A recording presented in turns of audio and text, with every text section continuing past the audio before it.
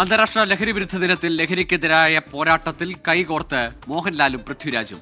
ലഹരിക്ക് അടിമപ്പെട്ടവരെ ജീവിതത്തിലേക്ക് തിരികെ കൊണ്ടുവരാനുള്ള ശ്രമങ്ങളാണ് നടക്കേണ്ടതെന്ന് നടൻ മോഹൻലാൽ. ലഹരി ഉപയോഗിച്ചാൽ മാത്രമേ നല്ല സിനിമകൾ ഉണ്ടാവുകയുള്ളൂ എന്ന ചിന്ത തെറ്റാണെന്ന് പൃഥ്വിരാജ്. മോഹൻലാലിന്റെ വിശ്വശാന്തി ഫൗണ്ടേഷന്റെ നേതൃത്വത്തിൽ നടത്തിയ ലഹരി വിരുദ്ധ ദിനാചരണത്തിൽ വിവിധ സ്കൂളുകളിൽ നിന്നുള്ള വിദ്യാർത്ഥികളാണ് പങ്കെടുത്തത്.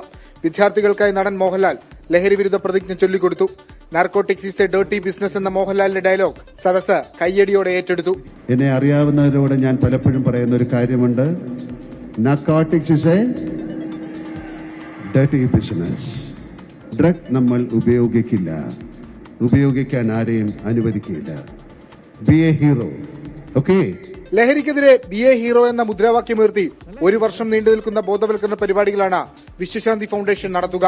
സിനിമാ മേഖലയിൽ ലഹരി വിപത്തായി നിലകൊള്ളുന്നുണ്ടെന്ന് നടൻ പൃഥ്വിരാജ്. തീർച്ചയായിട്ടും ഞാൻ പ്രവർത്തിക്കുന്ന സിനിമാ മേഖലയിലും ഇതൊരു വലിയ വിപത്തായി ഇന്ന് നിലകൊള്ളുന്നുണ്ട്. പക്ഷേ അതിനേക്കാൾ അപകടകരമായ വസ്തുത എന്താണെന്ന് വെച്ചാൽ, നിങ്ങളുടെ വീടുകളിൽ നിന്നും ഏറ്റവും അടുത്തുള്ള സിനിമാ സെറ്റിലേക്കുള്ള ദൂരത്തിനേക്കാൾ ഒരുപാട് കുറവാണ് നിങ്ങളുടെ കുട്ടികളിൽ നിന്നും ഈ അപകടത്തിലേക്ക്.